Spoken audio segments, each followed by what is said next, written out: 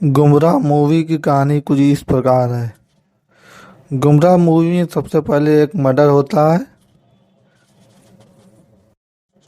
जहाँ पर मर्डर होता है वहाँ पर फिर पुलिस आती है। पुलिस एक लेडी इंस्पेक्टर होती है।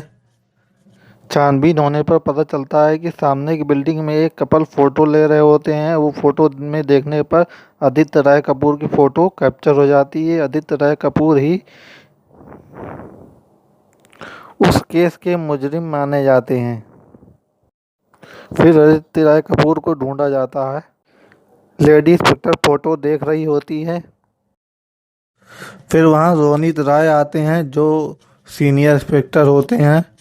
रोनित राय फोटो देखकर किलर को पहचान जाते हैं। कहते हैं यह तो सूरज है। फिर किलर सूरज को पकड़ा जाता है। सूरज पुलिस स्टेशन में आता है और उसको टॉर्चर किया जाता है, लेकिन फिर भी वो अपने बयान पर अड़ा रहता है कि उसने मर्डर नहीं किया है और इस फोटो में वो नहीं कोई और है। फिर उसी वक्त एक शख्स आता है जिसकी शक्ल हूबहू आदित्य राय कपूर से मिलती है। दूसरे वाले का नाम रॉनी होता है। दोनों को अलग अलग बंद कर दिया जाता है और दोनों से कायदे से पूछताछ होती है। दोनों कत्ल से इनकार करते हैं। फिर पुलिस कहती है कि ये दोनों आमने सामने नहीं आना चाहिए और इन लोगों को नहीं पता चलना चाहिए कि ये दोनों हमशक्ल हैं। पुलिस दोनों को अलग अलग जहां बंद करके रखती है। फिर कुछ वक्त बाद दोनों का आमना सामना हो जाता है। दोनों एक दूसरे को देख लेते हैं और वहीं लड़ाई करने लगते हैं। फिर दोनों को पुलिस वाले रोकते हैं और दोनों से पूछते हैं तुम लोग क्यों लड़ रहे हो। तो दोनों बताते हैं कि हम दोनों जुड़वा भाई हैं और एक दूसरे से नफरत करते हैं, इस वजह से दोनों लड़ रहे होते हैं। वो दोनों बताते हैं कि बचपन में उनकी माँ को जुए की लत लग गई थी और वह जुआ खेलकर बच्चों के लिए खिलौने व कपड़ा लाया करती थी। इस वजह से मम्मी और पापा में झगड़ा हो जाता था। कुछ दिनों बाद इसी वजह से दोनों में डिवोर्स हो गया और बच्चों की कस्टडी उनके पापा को मिल गई। फिर कुछ दिनों बाद उनके मम्मी पापा दोनों की एक एक करके डेथ हो गई। उसके बाद दोनों बच्चे अलग हो गए।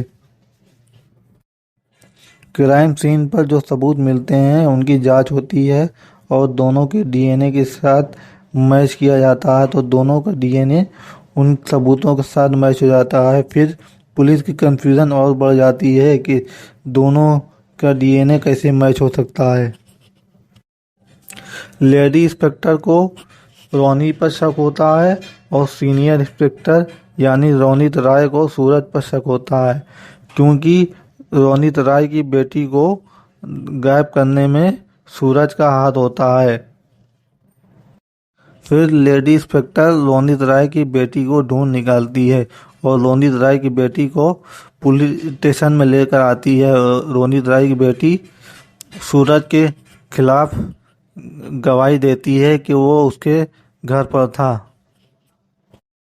इस वजह से सूरज के ऊपर शक हट जाता है और फिर रोनी भी बताता है कि वह उस रात एक दोस्त के साथ ताश खेल रहा था।